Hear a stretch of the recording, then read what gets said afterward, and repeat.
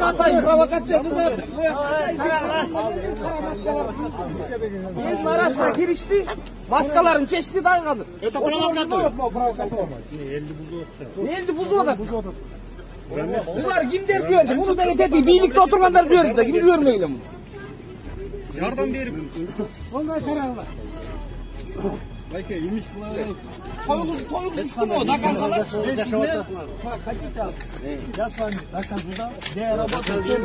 On tarafı sıcaksın bu oğlan. Dakansay geçelim, dakansay. Былтыр 3000 кеткен базара, быйыл 1000 сомго да тартып айтасың 3000 сом. Эл кыйналып атат. Олар болбос акчага алданмагыла. Вот именно, силерде алданбагыла. Биз алданмагыла. Мынерден өлүп берейин, мен бирөөдөн бир тыйын алсам, мына Кудайдан коркуп кайда иштейсиң? Мен айтпайм кайерде иштегенди. Зачем? Мен айтам. Sen ayta ver, bana gereği yok aytmayla. Хотите разберем? Yine de yaşok kıyın. Kanda işte o. Yaşok kıyın. Kıyın bayke, sizlerin интересиңер başka.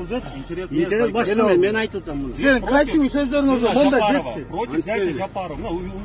Ой, кылаверди, аны все против. Жолдон салмайлы. Бека. Сколько можно, байке, чынында уже. Отвращение.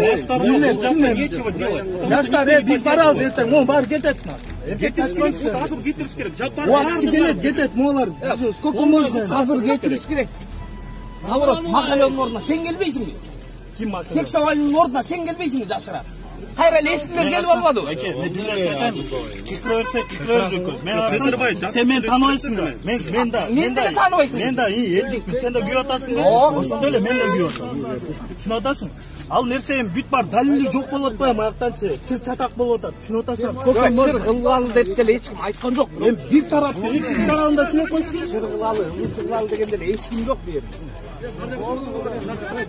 Тайын жазашты да момуш. Кыргызстан эч нерсе жетпейт, биримдик жок болду кыргыздардан бардыгыбызда. Ушунусу жетпейт. Акчага сатылгандар Акча сатылган сен өзүң келдиң. Байке, мен өзүм келдим. Жаштарга место жок болгон үчүн келдим. Неге? Почему? Раскалывает общество на сторонников Джапарова и его оппонента. Тем самым они дают знать всех оппонентов Садыра Джапарова ждет такая жестокая расправа. Если бы я сел в автобус, куда бы они меня повезли? Они что требовали? Что? Что они требовали от вас? Они требовали, что смирился, признал итоги выборов. Больше не устраивал пикеты и митинги. И требовали, чтобы я признал итоги выборов. Они как-то угрожали вам, что они говорили? Ну, они один-два главаря так бы. Я понял, что они ударили меня несколько раз и хотели увести в неизвестном направлении. Ну, люди прохожие помешали. Как только удалились главари, ну, хотя остальные были тоже атлетического сложения, их было около 70, но, думаю, они обычные парни, они просто за компанию пришли. Они не были в курсе намерений своих вожаков. Аллахами, байке, болды деп хотели даже меня успокоить. Урбалап киришти. Анан жүрөшкө чыгып сүйлөшөбүз деп автобусты салып белгисиз тарапка алып кетебиз, ошоктон разборка кылабыз деп аракет кылышты. Анан алардын эмеси ушул эмне үчүн шайлоо бүттү, аны моюнга алгыла, силер жеңилдиңер, биз уттук деп жаңы күчтөр жаштар, силер бизге орун бошотушуңар дейт. Эмне үчүн эл БШКнын алдына чыгат? Эми чыгат, укугу. Силердин кандай укугуңар бар? Жеке менчик. Жерге кирип адамдарды коркутуңар. Дедим, мен аны алдында төзүп алган жагым. Жупулашып отуруп сүйлөштүк да. Анан главарь качып кетти. Адамдар келип калган. Эми уруп күч көргөзүп аткан экөөчө эле болду. Экөөчө болду. Эми калгандары мындай топурап жүргөн адамдар, эми алар ушинтип эле туруп калышты, байке болду депчи. Анткени алар ошо милиция келип калды деп ойлошуп окшойт. Бирок жакын жерде милицияда турган алардын бирөөсү басып келген жоқ. Мен ушуну баса белгилеги келет. Бирөөсү басып келген жоқ. Атайын кирип, чакырып, туруп эмес үчүн гана келишти. Бул саясий террор. Саясий мотив менен адамга кол салып, урдап кеткенге аракет кылышты. Эгерде алар урдап кетип, азырга тоого чыксак, эмне болот эле анын жыйынтыгын айтыш кыйын. Мына бүгүнкү бийликтин жүргүзүп жаткан саясатынын инструменттери ушундай. Табыш керек. Абдан катуу жазалаш керек. Мына кече жакында эл ынтымагы деген уюмдан 15-ин камашты.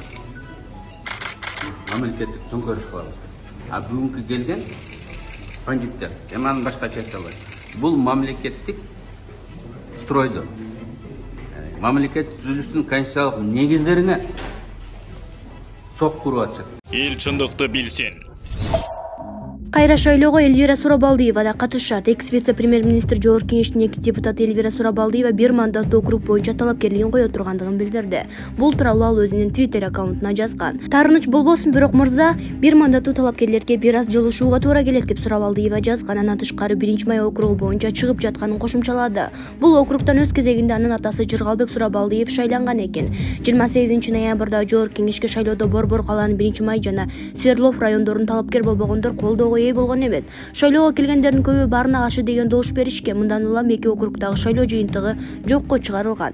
Эльвира Сурабалдиева парламенттин 6-чакырылышына депутат, 2020-жылы бийлик алмашканда кыска мөөнөткө вице-премьер-министр болуп иштеген. Парламенттеги 90 орунга партиялардын 54, бир мандаттуу округдардын 36 депутат шайланышы керек. Жекшемби күнкү шайлоодо добуштардын саны уланып жаткандыктан расмий жыйынтык азырынча жарыялана элек. Баштапкы маалыматтар боюнча саясий жарышка катышкан 21 партиядан 6 бир мандаттуу округдардан 34 талапкер мандат алганы турат. Болжолдуу жеңишке жеткендердин арасында партиялардын 20дай аял келиши мүмкүн. Бир мандаттуу округдардын айымдары жок. Добуш берүү аягына чыккан учурда автоматтык эсептөө системасы бир өчүп күйүп, жыйынтыкта башаламандык жаралган. Бир катар партиялар жана жарандык коомдун айрым өкүлдөрү муну көз боемочулук деп шайлоону жокко чыгарууну талап кылууда. Президент Садыр Жапаров жана Борбордук шайлоо комиссиясы система адисинин катасынан улам бузулганын, ал шайлоо жыйынтыгына таасир этпегенин билдирип жатышат. Бузулуунун чоо жайын териштирип жатканы айтылган. УКМК азырынча маалымат бере элек. Булак Назар Ньюс KG.